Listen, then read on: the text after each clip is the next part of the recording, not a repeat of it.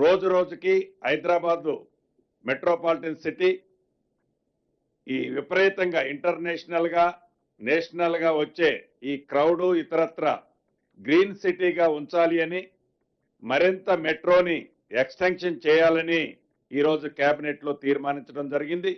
దీంట్లో భాగంగా corridor 1 Shamshabad airport నుండి ఫ్యూచర్ సిటీ వరకు 39.6 kilometres, corridor 2 Jubilee bus station నుండి మేడ్చల్ వరకు 24.5 kilometres, corridor 3 Jubilee bus station నుంచి షామీర్పేట వరకు 22 కిలోమీటర్లు రమారమి మొత్తము కలిసి